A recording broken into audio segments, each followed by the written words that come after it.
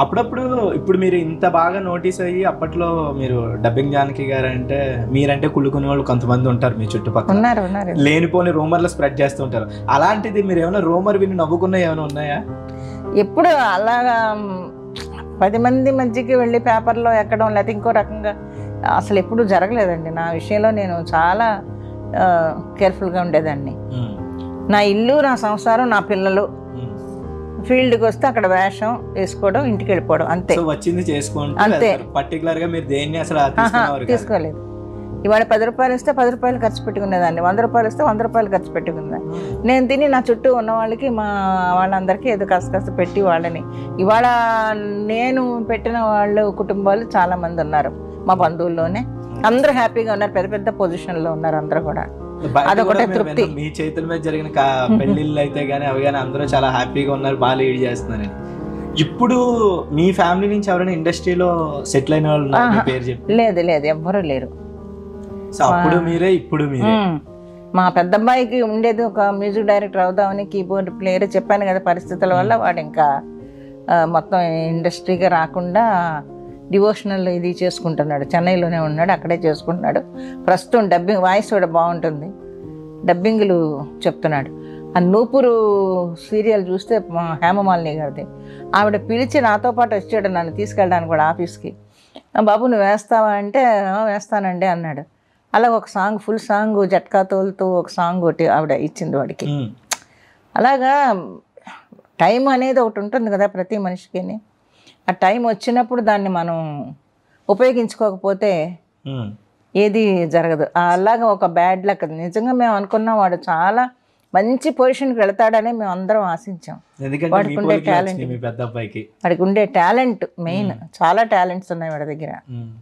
అదే మరి bad luck అలాగా అణిగిపోయాడు. ఇప్పుడు డబ్బింగ్లు చెప్తున్నాడు, ప్రస్తుతానికి అయితే డబ్బింగ్లు చెప్తున్నాడు.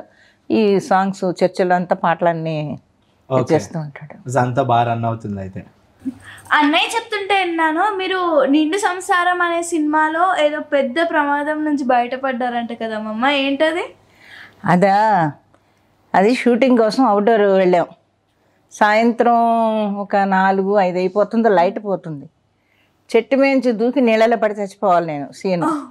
నాకు నీళ్ళు అంటే భయం.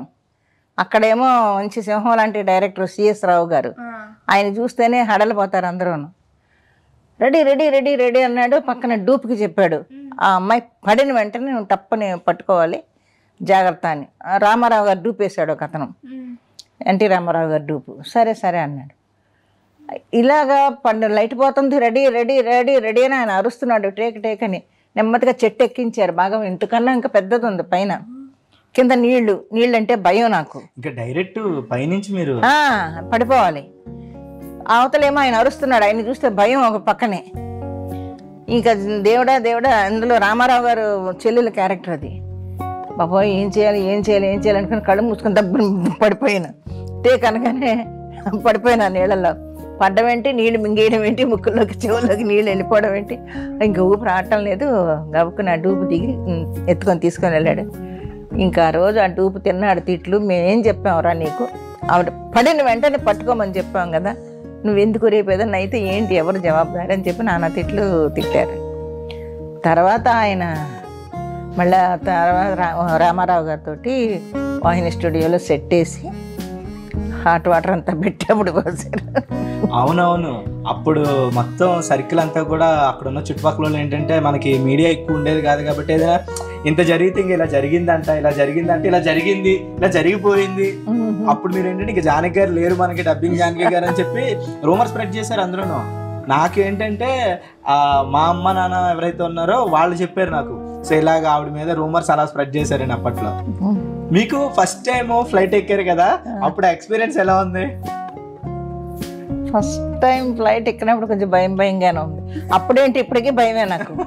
నేను ఫ్లైట్ జర్నీ చాలా వరకు అవాయిడ్ చేస్తాను. అసలు కాంట్ అంటే తప్ప వెళ్ళను. రేపు షూట్ ఉంది వెళ్ళి తీరాలి, ఫ్లైట్లోనే వెళ్ళాలి అనుకున్నప్పుడే ఎక్కుతాను.